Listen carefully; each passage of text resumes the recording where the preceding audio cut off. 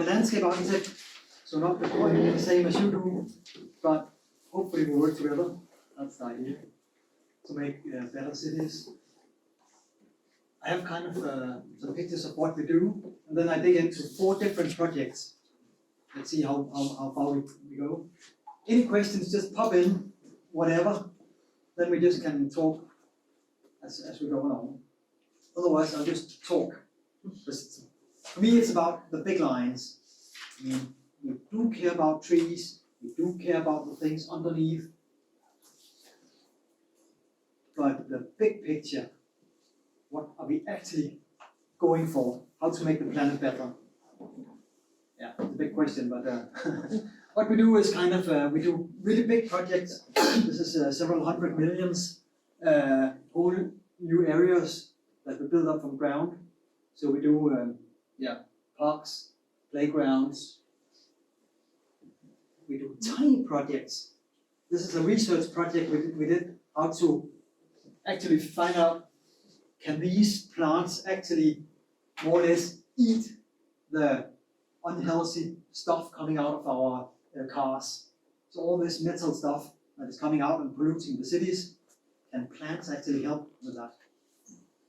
There's some overlaps. That's really technical, but what's inside the plant, nobody really knows how they actually eat from when they suck in pollution. But the carbon-based process is actually the same in a laboratory and in simple plants. So there's kind of a, we do these small projects to see, can we actually do better in a like really big scale? And we can.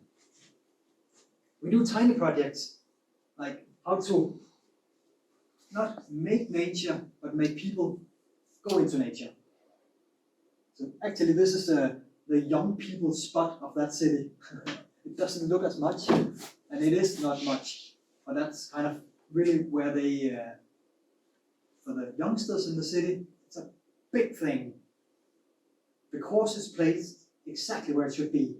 Nobody's listening, they can do whatever they want. It's actually quite beautiful. So finding the right things for the right places, kind of really important. Then we do a lot of city plazas, how actually to involve people and make like cultural houses, city places.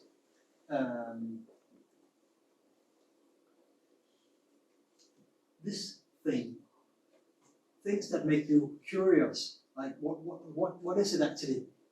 I really like that. I wouldn't call it art, but as close as we can get.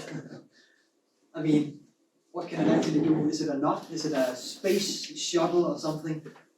Those tiny projects that actually make you wonder, who is it actually for? What can it do? Or this one, this was actually a forest project where the idea was that there's a forest, and it was kind of scary, a little scary. People didn't dare to go there because it was all black. So they asked us, can you make it happy? Can you make it fun? But what we actually did was make it really scary. So we made this big drama and took the theater into it. And this is just an effect, but it's a drama. And what's happening? Well, everybody's going there. It's filled with people, and everybody's feeling safe now. So sometimes you have to go kind of the other way around. Anyway, we do a lot. We're based in Denmark. Our main goal when we act as an architect is actually to level with all the teams. So the planting expert, one-on-one. The asphalt people, one-on-one. So everybody is equal. So I teach all my people, even though they are really clever, they should go on the floor and ask the man with the shovel and say, okay, what are you actually doing? Actually ask them, because we don't know. The man with the shovel, they know stuff.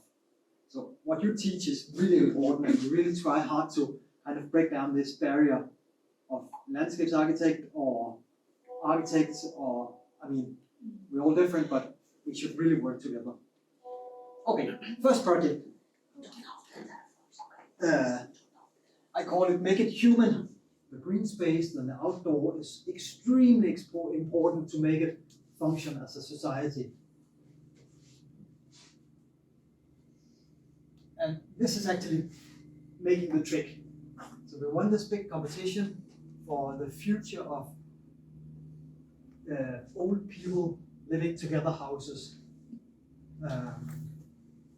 And well, it's just a house and it's just green, but it's all the tiny details that make it into a kind of a social structure. I mean, some people like to do the planting stuff, but this part is actually where you can just sit like this, because you want to talk to the girl doing the garden stuff. It's so simple, but it's important. If there's no people, no place to sit, well, then you kind of have to walk on. You don't have an excuse to stay. Same goes for this glass house. I mean, that's where they all meet. When you come with the car, you come walking, the first thing you see is actually the greenhouse. What do they do inside? They make strong alcohol. They do kind of lemon and grapes and they do a lot. It's more like this is where they all meet. It's a tiny project in the middle of nowhere, but it's made up so all the rain that is coming is kind of dealt with. All the parts of the project should be developed like super sustainable. So this was the first one, and now there's a place here, and a place here, and a place here, and a place here, and here as well. It's all kind of one structure, and it's all for the same. We should be together. It's kind of really important. And it was in Denmark. It was in Denmark, the west coast of Denmark. This is the site, and the 4 houses, and all the arrows is kind of what is actually combining people, what we actually look at. I mean, okay, this is definitely a place to meet. Here's something around. So it's pointing out where we actually meet. And it's stupid small things, like the mailbox. If you have your own mailbox in here, well, that's it. If you have like all the mailboxes is in one place, that's where you meet. So it's all these small, tiny details. And then of course finding out, okay, where's the real sun? Where's the sun in the evening? Where's the sun in the morning? Where's the good locations? It's the same with this one. In the west coast, there's a lot of wind. So how do we actually use the trees to split up the wind? So you have this nice area. And then the last one is kind of, can we use the water naturally as a part of the system? So it's these different systems that you put together and then kind of make it into one project. And the way we work is kind of use these building blocks, and then you draw a lot, and then you twist and turn and twist and turn and twist and turn until you have kind of all the things in place. So you can do it wrong so many times, but only a few times you really hit what's a good value.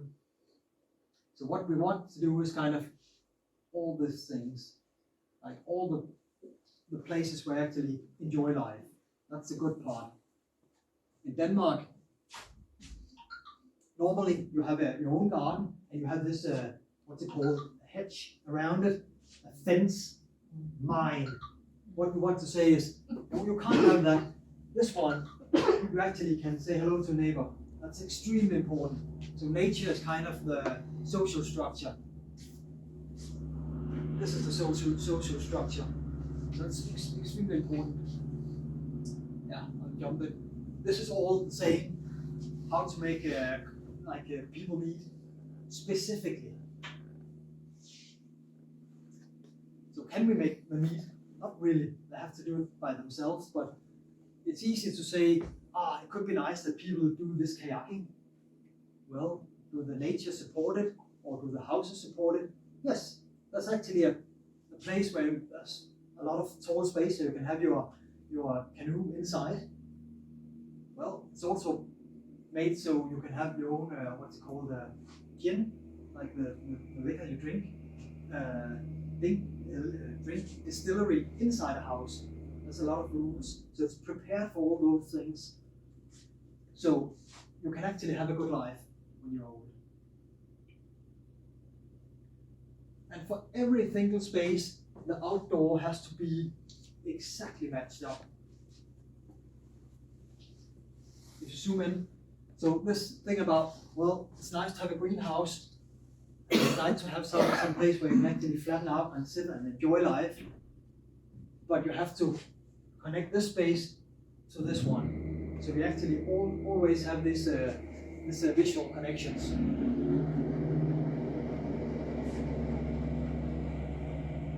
The same goes inside.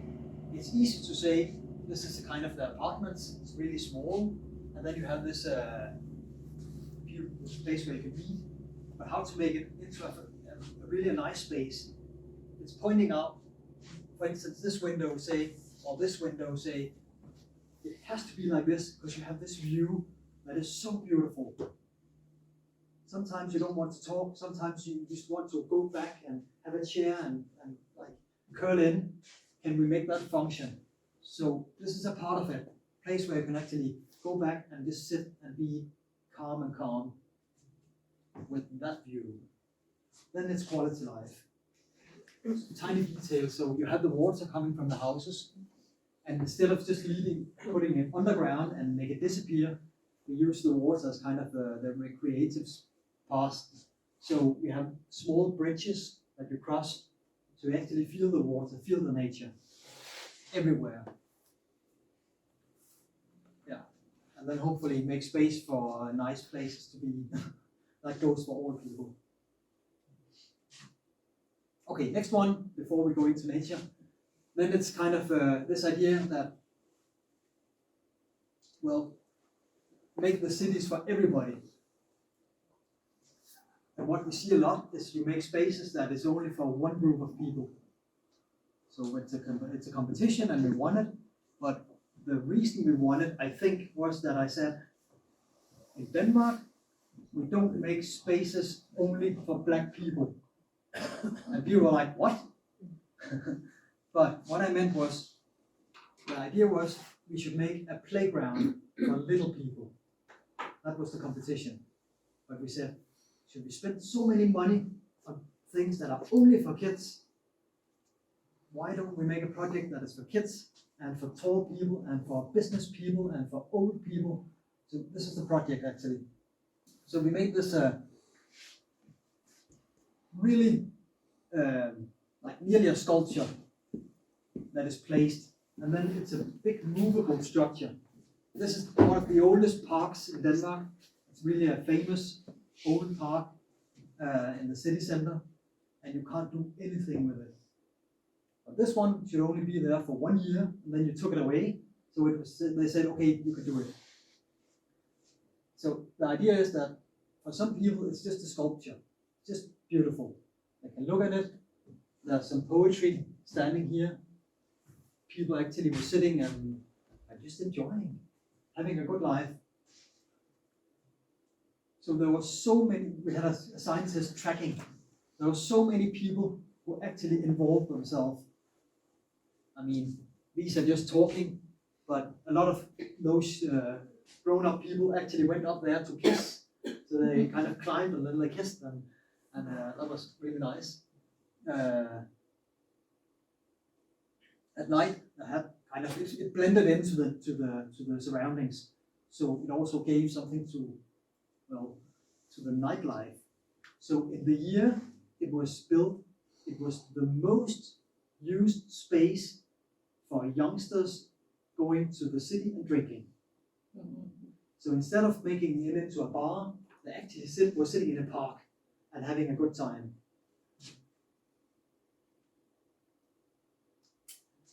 And then of course it's for kind of the little kids. And it's the same, I mean, it's a boy, a big boy maybe, but it's actually really is the dairy. Can we make something that is dangerous in the city?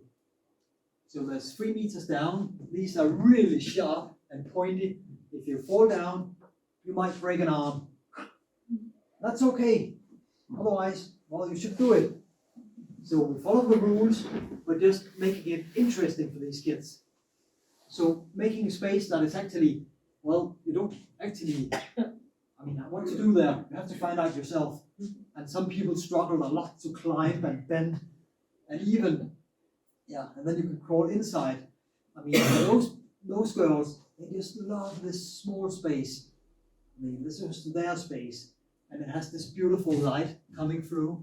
So there's some creativity as well. And this guy went up there, and we tracked a lot of grown-up people start to play. So look at your own city. Do grown-up people play? Never. But this was actually, they actually involved people, and I like that a lot. Can I ask you a question, or should we wait to the Just end? shoot. Actually, somebody told me that they make the research in Denmark, and they find out that the playing grounds, they are made actually for boys, not for girls. Yes. What about your project? Do you do something to focus also on girls, boys, so everybody can use it, not only boys? Yeah, we do it a lot actually. Okay. Because playgrounds are nearly always the same as they were 100 years ago. Yeah. Made for you go up a stair ladder, you slide down, you go on back and go up, and then you fall, and then you go back again, and people are ha. I mean, it's stupid things. So that's kind of one person. But together here, one of us is probably a little, another one is kind of shy, some is strategic and can do mathematics, some is creative and can paint and do a lot, and they are not here. But we tried to do that in this project, like exactly. So actually, these spaces, there were no boys at all. There were nearly no boys that paid attention to these patterns, but a lot of girls who started to play with them. They could do stuff. There were mirrors inside, so you can actually see yourself. You could go inside and you could talk, and then hello.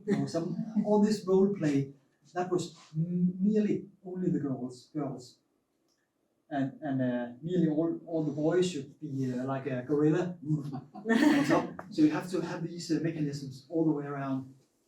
And when we do schools, we do a lot for the mathematical people, and it's not like 1 + 1. It's like a abstract thinking that you actually, if there's a kind of 2 goals, then the football players are like, okay, we play soccer or football. Yes.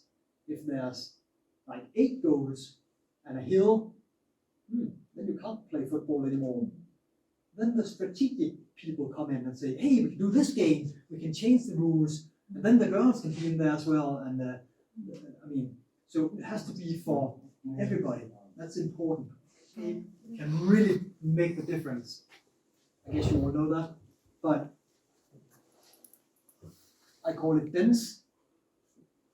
That's simply because you have a lot of land and forest, and you have a lot of land and forest. And if you just put out houses, you're simply destroying the landscape, and we shouldn't do that. So every time you take in new ground, be careful. Well, social, that's what I talked about before. Biodiversity, you have talked about that in the week, it's important. And then these last 2 is resilience and sustainable.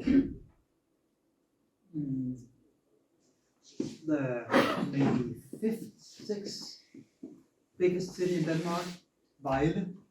I don't know where they are on the list.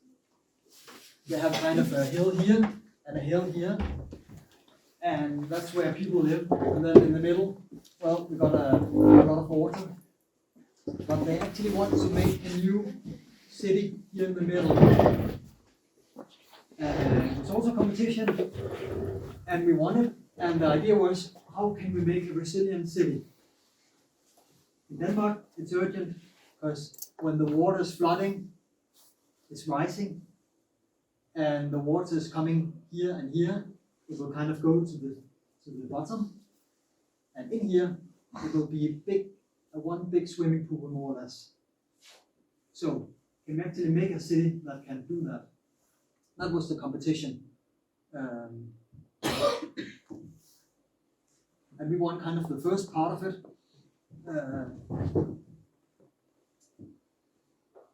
Maybe it's easy to see on this one. All part of the city is made as small islands. It's going like this. So you've got all the water is coming down, and when the water is rising, the house is on top. Pretty simple. But in fact, when we were building and making the landscape, we were going to make it real. But then in a couple of years, the terrain was kind of fall down slowly, a little more than a meter. So all the houses will sink, everything will go down. So it's kind of a work in progress. Hopefully it will be okay. But the project is actually about, it could be houses everywhere, but nature and biodiversity is taking over. So this is our part of the city, and the gray part here is buildings. And inside, we kind of make one big forest. So instead of saying it's a big competition with nice houses, the things we won on was actually, we make a big competition with nice trees. That was more or less it. So this is all part of the landscape. This is the selling point. So when you want to buy a house, this is what you get. So the diagram is like this, and the real life is over there. And even it's not just the ground, it's also the facades. Everything should be super sustainable. So everything has to be, you have to be able to take it apart afterwards and kind of dispose it in another project. For the landscape, all the pavement, all the pavement down here, it's just a kind of a drawing. It will not look like this, because the idea was that every single rocks, stones, pavement should come from other places. So all leftover materials will go here. When you drive your car, there's no pavement. When you kind of walk around, it's just actually this passage where you can actually kind of the kids can go on scooters and you can skate around. This is pavement, everything else is not. And you see again, well, all these houses that we're actually able to meet, and you can see here, it's really dense. So, will you live like this? I don't know. There should be something else. So, in here you're really dense, but outside, on one side you have the landscape, the other side you have this small forest in the middle. So, as you can see here, trees, parking space, it's actually just one big green space.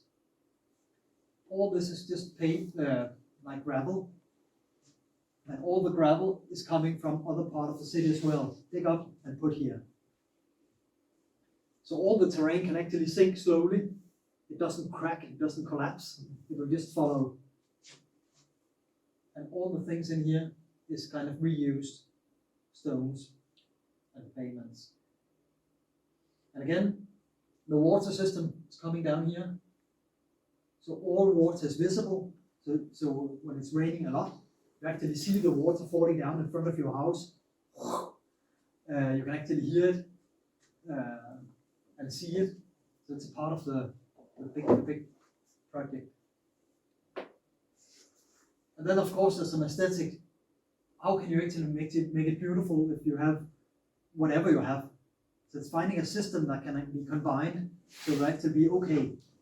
So what we said here was, if you're in a wheelchair, you can't go everywhere.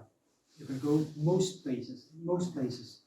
That's new in Denmark, and they accepted, okay, you don't know if all the rocks are actually flat. It looks nice, but maybe in real life it's not that nice.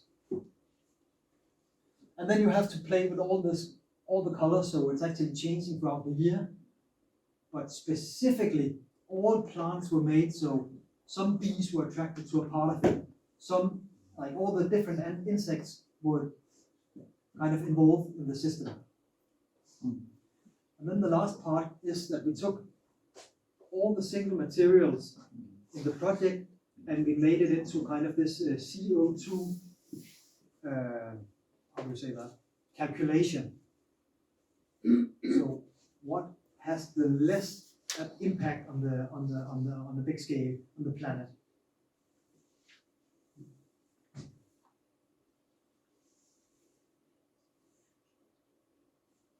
So for me, this part is actually a playground. It's just fun. And it's really simple. So only where it's necessary, we're going to kind of put in the steel frames to hold it apart, away from the buildings. Yeah. And then there's a lot of calculations. And I took this in, this is kind of a, oh, you can't say anything, can't see anything, like it says concrete. And then all these numbers is impact on the planet actually. And you can put it in different ways, but we summed it up to kind of for all part of the project you can see like there's kind of a 1 and 2 and 3 and 4. 4 different ways to do the same thing. And then you can see the numbers. Like this is kind of 2,300. Yeah, that's a lot of numbers. But doing the same project, you can compare this one to this one to this one to this one. So how many times is that? It's like 10 times 100 times better than the other one. But there's a big difference how you do it. So we calculate a lot to kind of make it completely sustainable. So mathematics is a lot of the issues here. And we can see that all the rich clients and all the municipalities and all the international cities, this is what they need. So they simply don't want to say, okay, it's sustainable, it's fine. They need numbers. So it has to be really precise. That's kind of extremely important.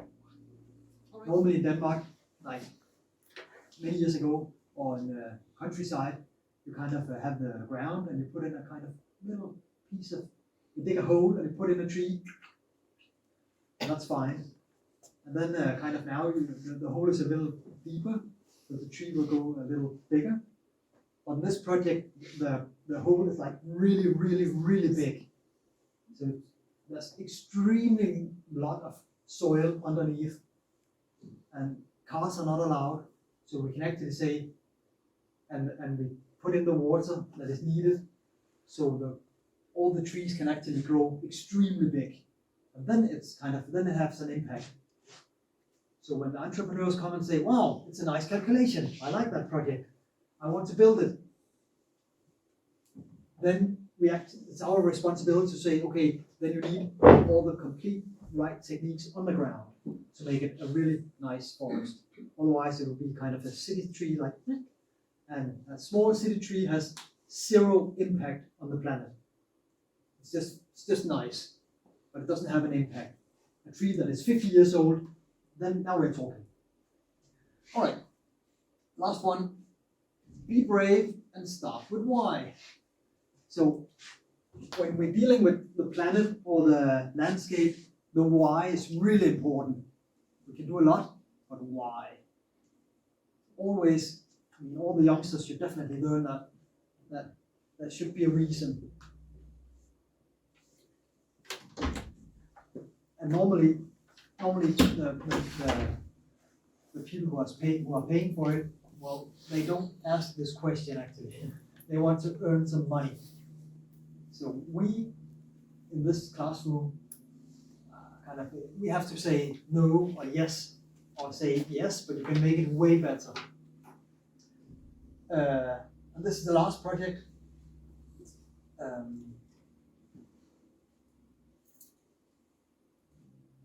Where to start that? Well, it's a matter of, if you make something that is nice, some people will go there. if you make something that's really nice, a lot of people will go there. So it's a matter of finding the balance, how to make a part of the city, in this case, so powerful that it can actually be a real city. Before, this was kind of a dying city. People left. You could walk around, there were no people. So how can we change that and use the landscape? And now it's just a rendering, but it's actually this creek, this water path throughout the city. It was not there, it was underground in pipes. There were no plazas for sitting in the sun, no playgrounds. So, I mean, we could have made it with just one thing, maybe just this path, and that would be enough. Would it be a success? Probably not. It's simply not enough. So this was kind of so bad that to make it work, it needed a lot. And that's kind of difficult. Sometimes we only have money for making this space or this space, but then it really won't work. And this is the rendering, and the next one is actually real life. This is what we built, so it's actually more or less the same.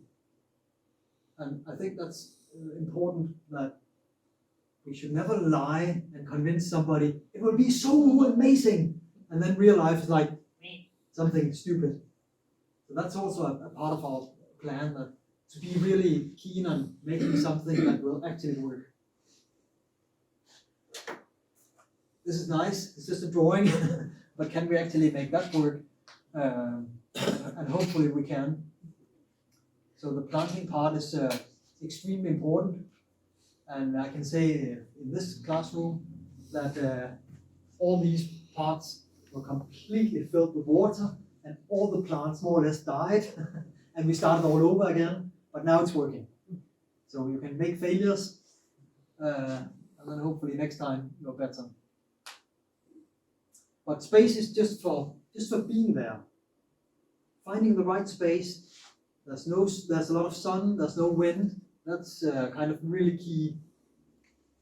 Make it into a quality that can actually last. I mean, in 5 years, you go back and it's completely falling apart, then it's not really a great project.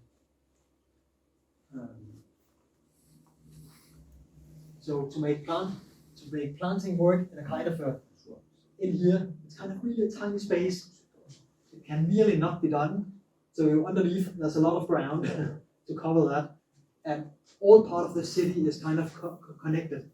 So water is coming from one direction, will be guided through plants, and then down.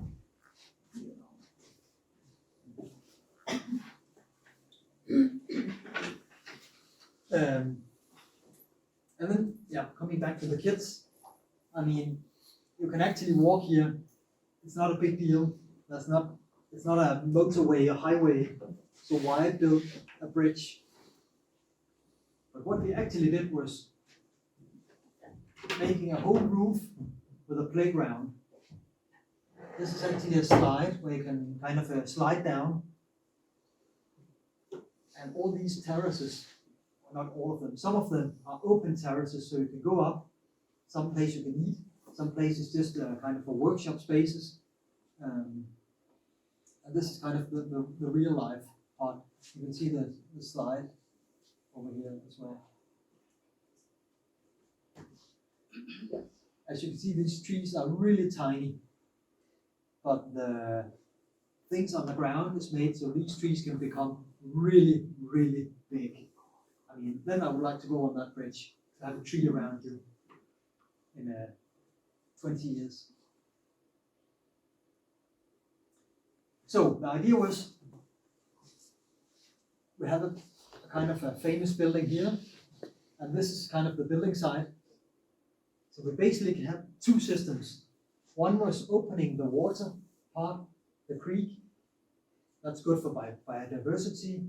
That's good for a lot of animals traveling from out here to the forest out here. So it's actually connecting through the city. So you can see a lot of animals, a lot of birds attracted to the water. And then we made these paths in the city. And the paths is kind of places where actually can and kind of condense the living spaces. It's a small city, so there's not that many people. And if you are here and another one is here, well, you all feel alone. So how can you actually put people together in one space? And then we put in one level, and all these parts, and that's also the future city, were open parts. So if you should build down here, it should be open. And by open, it's kind of it's a facade that you can look into. So you can have a workshop, you can have a shop, you can have a pottery, plantery, restaurant, but it should be open. And then the last layer was on top, and then we put in the buildings, the apartments, and said that all the single part should be green. That was more or less the project. This is seen from the top view. So even though it's really a city project, we tried to squeeze in as much nature as possible, so it became a green project.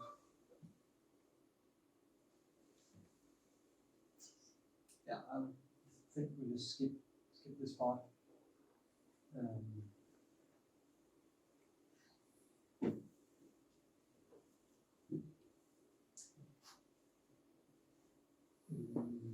And then we spent a lot of time to kind of do the things that make people actually want to join the city. So this is kind of an example of, it's a kind of what's it called, a kind of serpentine going like this.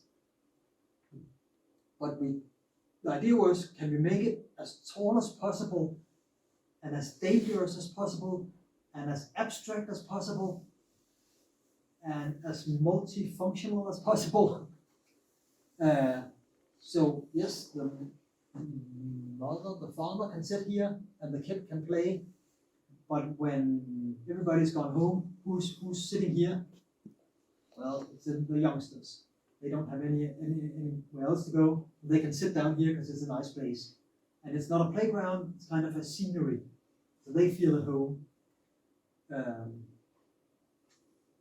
This was in real life. Again, trying to make it into a little art piece.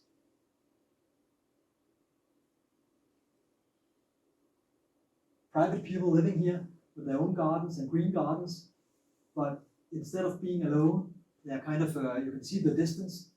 They can actually, on a distance, see people playing. They can even say hello if they want to. So you have this idea of you are not alone, there's always people around you. And for the small ones, it's fantastic. It's just really fun. All the kindergarten, they are going here because they actually can jump on the bridge. There's a lot of play stuff around. You can slide down, crawl up, look at the cars. There's some jumping stuff. But is it dangerous? Yes, a lot. As you can see, it's actually, you can nearly see that this guy, he's really scared. And it's not sliding down, it's sliding down and tilting. So you're nearly falling apart. And you can see the fence around. And then you got 4 meters down. So it's on top of a roof. He's smiling. He's not. So that's the part of the city that you should make the drama and make it into something. I mean, she's small, so she simply can't, she hasn't gotten the muscles, she can't climb up there, so it's not really dangerous. She would go jumping on this part as well. Yeah, I think that's it.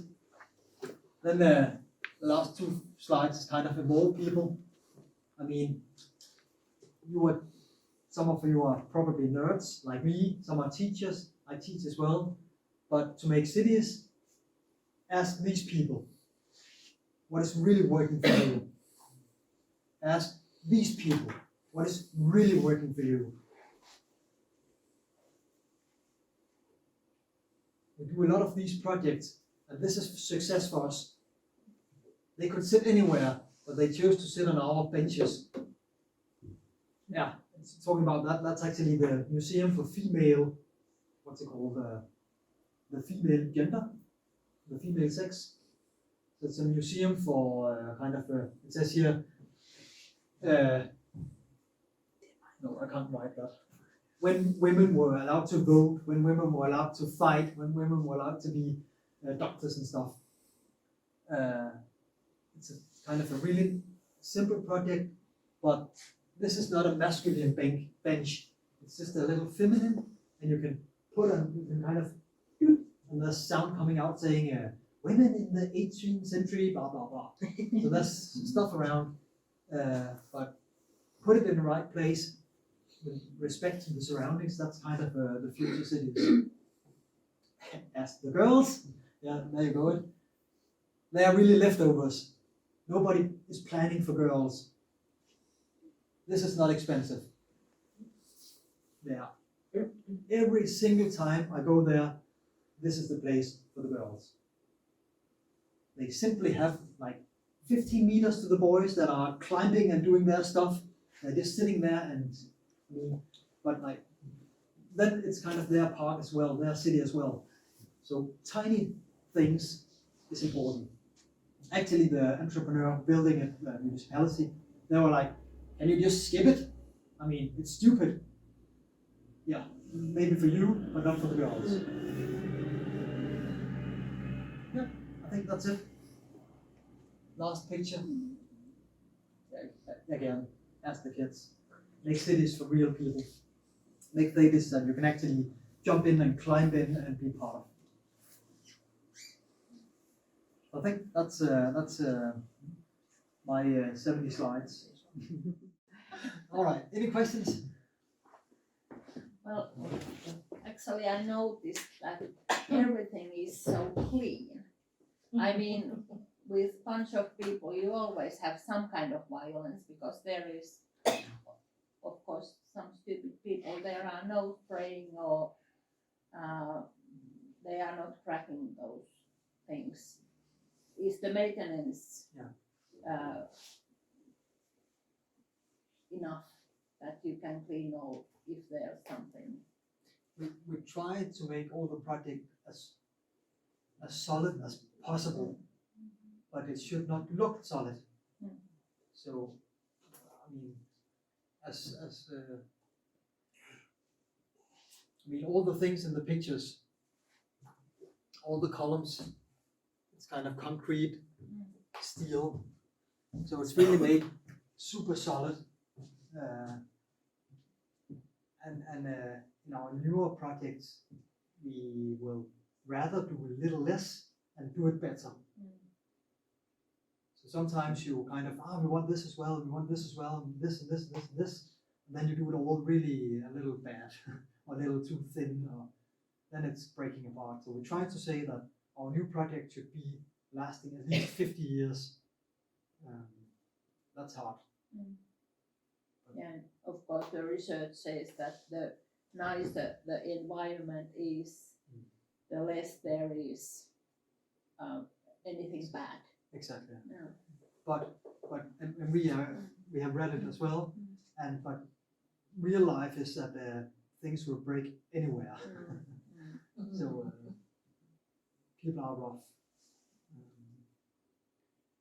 But who's normally doing the maintenance after you finish this project? Do the people buy this with the 10, 15 years of maintenance? So your company or another company is doing that? Or Normally we say that all the, okay, there's no trees here. Yeah, that's some down here. All the trees should be maintained for 2 to 3 years. Because then they need a lot of water to go big, or if they're broken, they fix it. But in this project, actually, we kind of, there's shops over here on the other side, and we actually try to learn them what of the plants are. It's not even any plants here, but there are plants in the project. How to actually fix it, how to take all the bad stuff out and make it clean. So we actually try to teach all normal people how to behave. Because nobody knows what plants are what should be picked and what should be left. But you do that as a volunteer work, where it's part of the assignment of the work that you were assigned? In this project, actually, they did it voluntarily. the people. No, you educating people. Oh, if I do it for free, Uh-huh. yes, we actually try to do that. In this project, we help the municipality because the municipality paid for the maintenance, but then we had a local team. They learned how to do it, and they were actually paid a little from the municipality. We kind of started it, and now they're doing it themselves. Yeah, I was asking because I'm all for teaching others, but it's not sustainable to do that for all your project.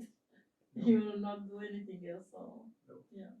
But we try in our newer project actually to put in some extra hours of work to kind of learn people to make it good. I mean, in this project,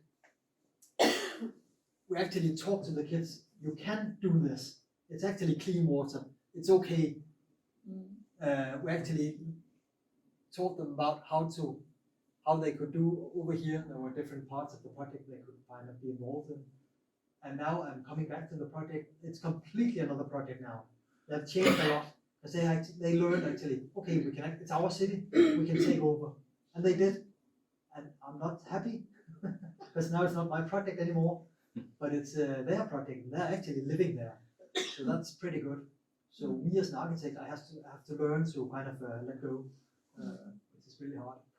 Yesterday we were at the city Aarhus and there is that iceberg houses. Yeah. We went to watch those evening time and I saw some kind of interesting details. So I was with the camera and walking like this way. Okay, I'm stepping forward. Yeah. And this way, then is only one woman in the whole island and came to say something in Denmark for me. Excuse me, can you speak English? Yes, you are standing in our perennial plants. Don't walk in the... Oh goodness, I'm so sorry. I was so focused on this and I said to my colleague that they really do care here. Because in Finland, if you can walk wherever you like, nobody says anything. And it was just planted. And I'm sorry for you all. But I really like that woman came to say to me that don't walk there. But we also try to take a kind of, we have this amount of money in the project, and then we kind of take something out and say, okay, can we take it out? And instead of, I'm really expensive when I have to draw it, can we just take the money out and give it to a local community and say, okay, you have this money, make it good. And then kind of, you can ask me all you want. And that's where all the plants come up actually. Nearly every month, I have a salesman coming in and say, hey, we have this super sustainable something. And yeah, have you got some paper on it? Yeah, but it's really sustainable, blah, blah, blah, blah, blah. Yeah. But as soon as you have read a lot of these papers, you can see, okay, we're in Denmark, it's here. If you take a payment from Denmark and put it, that's one price, or one like climate price. Yes. If you take the same from Romania, it's okay. If you take it from China, it's really bad. So in China, they should use their own materials. In Europe, we should use our own materials. That's the basic. So it's a matter of how long can it last, the product, and how much does it take to kind of dig it up to the ground and make it into whatever format it is. So some of it is kind of really common sense. Wood that is lasting 5 years is really bad. Wood that is lasting 50 years is really good, but so it's also expensive. So we spend a lot of time talking to the client saying, okay, now the price is this one, but if you say in 50 years, it will be way less. And nearly always we can say to the client, okay, you want concrete, it's really cheap, but you have to change it in 15 years. How long will you stay? And they always say, well, we'll definitely be here in 15 years. Then you can take the more expensive part. If you take bricks made from Germany, that's close by, and make it into bio bricks that is made from like a little more sustainable, then it will last for 150 years. And when you're done with the bricks, you can actually take it up and put it into another project. Then it's really good. Common sense. So a lot of the clients actually are like, okay, it's really expensive now, but I can see the point, so they pay more. So it's actually a good business for them, for the people.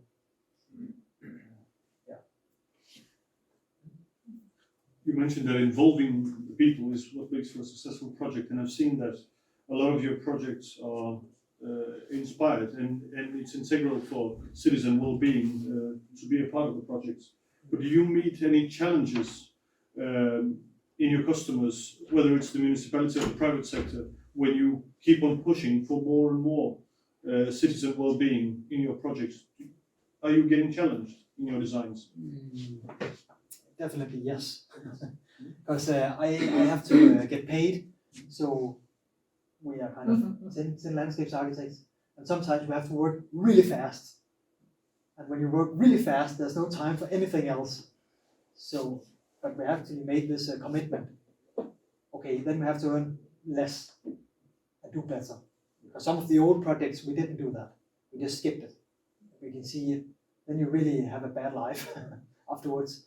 So it's also a matter of, okay, that's kind of part of my volunteer work, that I actually spend some time in the project to ask people and to involve them. But yes, there's a lot of problems. The municipalities say, okay, don't ask people. Don't. It's a lot of work and a lot of noise.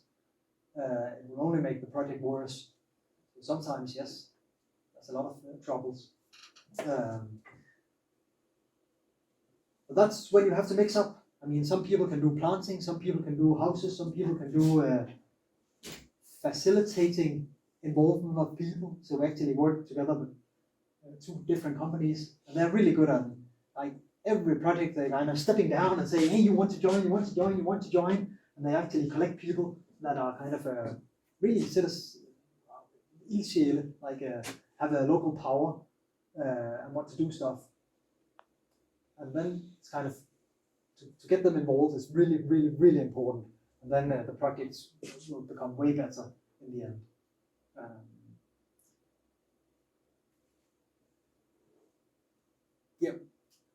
We have just finished a project in the nose of Denmark. It's kind of a huge, it's kind of a huge nature space. And we just handed the final project in, and we just calculated we had 82 meetings. So then we did a lot of talking with a lot of people. So the success was that if every people is saying, okay, it's good, then we're there. And it took nearly 100 meetings. That was tiring, but in the end it will become a success, hopefully. So we kind of changed and say, okay, it's way too much work. But then I talk to you, and I talk to them, and I talk to these people, and they always, then they know me as well. So hopefully they become project owners at a certain time and say, hey, we had this architect, he was really good, and he did this stuff. That's also part of the plan. I mean, it's just, it's not just for the good of good projects. Yeah. All right. Where will you place Denmark when we talk about the full world in biodiversity, sustainability? So where are we actually when we talk about the different countries? Are we at the top, or are we in between? Are we too slow? Let's So just say if I'm not completely, I don't have all the numbers, but let's just say Denmark is Denmark is the size of the table, and half of the table is agriculture. That's not that's monoculture. That has nothing to do with biodiversity. And a part of it is cities, and a part of it is stupid nature. So in Finland, you have so many forest areas that compared to Denmark, you are way ahead. Compared to Romania, you have so many mountain pieces and so much landscape that is left alone. So you're also there. But where we are getting way better is that we realize now that's a big issue, and I think nearly every project they talk about sustainability, biodiversity, facilitating the waters. There's not a single project where they don't talk about that. I mean, now in Denmark there's a lot of talk about these green power plants, like sun panels, and that's green energy. That's really good. But then you pour it out in the landscape wherever you are allowed or wherever you can find a space, and that's really not good. Then you take out the landscape, and you take out the aesthetics of the landscape. So, I mean, I have no solutions, but it's going definitely that way. So hopefully Denmark is getting less and less agriculture, and we eat less and less meat, and we actually start to do more and more sustainable projects. Yeah. I'm also curious about the legislation in Denmark. I don't know that much about it, but I just heard the presentation from the Netherlands yesterday, and they were actually saying about the new legislation that if you're going to have build a new house, you have to have some points in biodiversity. So it means you need to put some insect hotels or some other type of materials in order to build the more sustainable way. Do we have the same in Denmark? Yeah, it's starting up. This local municipality here in Aarhus, you can't build a project, then you have this bioscore, and it's really simple. You take the site and say one tree, if it's going to be this big in 10 years time, then it's 1 point. If you have simple grass, it's 0.01. If you have you have to calculate all the things in the project, and you need a bioscore on a certain amount. So that's really good. It's simple and good. Where we can find this, the points that are. I can send it, then we can Yeah. kind of transfer it. Yeah. Because it's common sense. Everybody can see it. Even the stupid entrepreneurs, they are kind of it's simple. A tiny tree, 0 points. A tiny tree that will go really big, 10 points. So it's stupid and simple. But some of the municipalities don't have it, so it's volunteer now. But it will come. And from January, all houses in Denmark, new houses built, they have to actually calculate precise the overall sustainability of the house for the next 50 years. So the lifespan of so simply if and you need a certain bar. So if you build in poor quality in steel, you simply can't get the score, but it's good. If you build in wood, if you build in long-lasting materials, then you can do it. But it's starting slow, really slow, but it's coming, definitely. And all the people who has kind of a little foresight, they kind of, because next year this will come, and in 2 years you expect it to be in landscape as well. So all landscape should be calculated as well. And then this will not do good. Because in this project there's a little plant here and one tree here and a little planter here. Simply not enough. And I have this one. How much green is it? Is it here? Not really. So I'm not doing good either, but we try hard. It should be balanced with the socio-cultural score, not only bioscore. No. So you and I have the responsibility, because the last 2 years we have kind of made kind of an analyzed a little more than 60 schools, and we actually said that all of them failed completely. So people try to do good, but some of the space and some of the city parks is so poorly made that it's simply time to say, okay, we cannot live with this. And I have been both in Romania and Finland, and it's the same. Some part of the cities are really grey and black and not social and not doing anything good. So we all have a responsibility here. That's why we are living. That's why you are teaching. All right. Well, thanks a lot. Thank you.